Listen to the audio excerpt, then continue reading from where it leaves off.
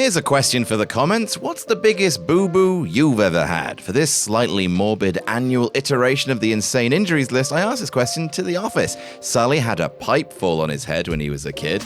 Terry had surgery to remove a chickpea from her nose. I promise you that's real. Tempest got a concussion at school. Andy got a concussion trying to photobomb. Pete once got stepped on while he was sticking his head out of the ground. Luke chipped a tooth diving into a pool. Ollie broke his arm cycling, and I broke 2 fingers playing Power Rangers at school. Rest in peace, Jason David Frank, Dragon Zord forever. But of course, none of us are wrestlers, and wrestlers do it different. And before you ask, no, the Cody Rhodes torn pec isn't on this list, because even though we were treated to a front row seat to it at Hell in a Cell, it actually happened behind closed doors. Why does that matter? Well, because I'm Adam, hailing from PartsFUNknown, and here are 10 insane injuries we saw happen live in 2022. If you'd like to see our other injuries list, we've done one, a general one, which has done really well for us, by the way, so you should watch that one. And we also did this last year and the year before, so check out those end-of-year lists. Number 10, Bianca Belair's Eye-Wrestlemania Night 1. So if War Games or the entirety of 2022 didn't make it obvious, Bianca Belair is a giant, tough motherfucker. Despite wearing bows the size of which could put Miss Pac-Man to shame,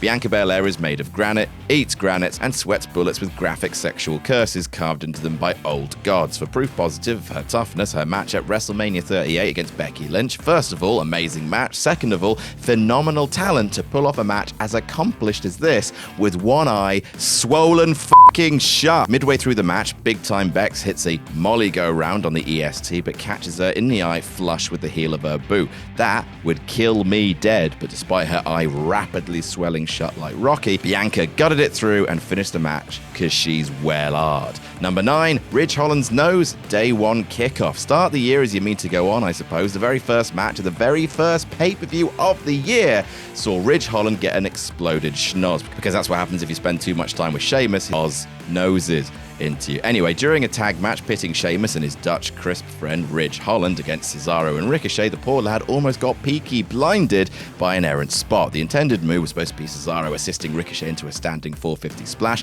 Unfortunately, Pretty Ricky under-rotated in midair with both feet coming down on Ridge Holland, and in particular Ricochet's right foot, smashing down on the bridge of Ridge's honker, giving him a badly broken nose and needing him to be immediately removed from the match. Number 8, Ruby Soho's nose, All Out. A nose by any other name still breaks the same, so you may not have seen it, but the All Out press scrum actually had a pre-show to it called All Out, the more you know. The first match on the All Out buy-in show had a pair of scary moments in it, which could have been recognized as a grim foreshadowing of the cursed show to follow.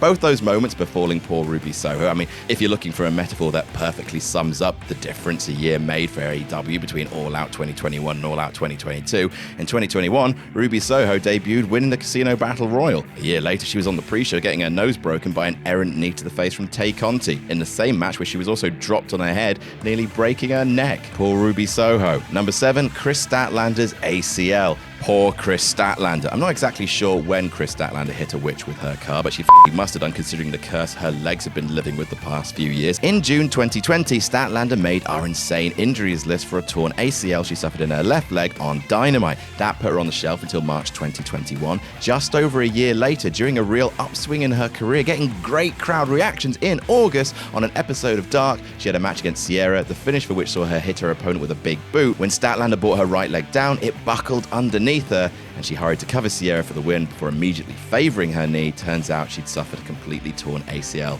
in her right leg, which is absolutely fucking heartbreaking. Number 6, Rick Boogz' quad, WrestleMania Night 1. If you were a wrestler, would you rather get a debilitating injury on, say, a house show, where no one really sees it apart from grainy iPhone footage, or would you rather go down in a match on the biggest possible stage in your industry? Well, Rick Boogz is a rock star in every sense of the word, tearing his quad in a match for the SmackDown Tag Team Championships against the Usos on the first night of WrestleMania. Real shame, too. People were really starting to see the star power in Rick Boogz and his Paul F. Tompkins on steroids charm when he picked up both Usos on his shoulders for a John Cena-esque display of power when his right leg buckled underneath him and he is immediately removed from the match. Poor guy. Number 5, CM Punk's foot, AEW Dynamite. Regardless of how you feel about CM Punk, from the state of the internet, a lot of people feel a lot of things about CM Punk. It's hard to argue with the statement that both physically and psychologically, the Second City Saints sort of fell apart this year. Even before he shattered his AEW career in a bizarre tirade against the locker room he was supposed to be leading as newly crowned champion, he picked up a triceps tear in his all-out match against Jon Moxley doing a suicide dive, and most notably, a few months earlier, shattered his foot in maybe the silliest possible way. After beating Adam Page for the AEW title, Punk appeared on Dynamite and did one of his patented dives into the crowd when he caught his foot on the guardrail, breaking it, forcing him to vacate the belt, sending him home to stew over his many slights, the volcano slowly building towards its grim, avoidable eruption.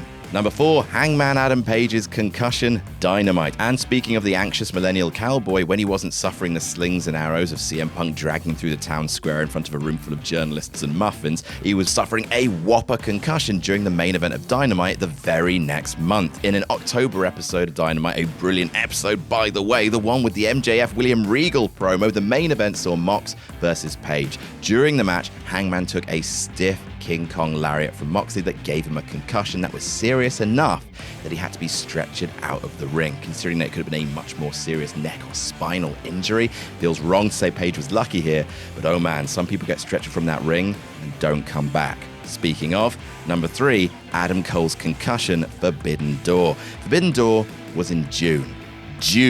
Here we are at the end of the year, writing an end-of-year list, and Adam Cole still hasn't returned to the ring from the injury he suffered at that show. This is being recorded in early December, by the way, so if he has returned, then wonderful, but he hasn't, as far as I know. That's not exactly a complaint, of course. It's a godsend that we don't live in the era of wrestling where people would take a concussion of that magnitude, sleep it off, and be expected to lace up their boots the next week, you know, back when men were men and brains were forfeit. At the joint AEW New Japan show Forbidden Door, in a four-way for the IWGP title between Cole, Jay White, Kazuchika Okada, and Adam Page, at some point during the match, Cole gets his bell horribly rung, so much so that he couldn't risk himself taking the Rainmaker to finish the match, instead collapsing in the ring, leading to an awkward, concerning end. And he hasn't been seen since. I know he had that segment where Red Dragon turned on the Bucks, but since O'Reilly's been out recuperating from neck surgery, Cole hasn't been seen. The concussion was so severe that some have speculated that Cole may never in fact return to wrestling, which would be just so goddamn sad. Number 2, Rey Fenix's arm, Dynamite. Oh, you know, sometimes you don't know for sure when someone's injured and when someone is selling you. For example, people still aren't 100% sure when Adam Cole suffered his injury. Sometimes, though, Rey Fenix breaks his fucking arm in a botched chokeslam spot and everyone just sees it and goes, oh, fucking Jesus. Oh, his arm is wrong.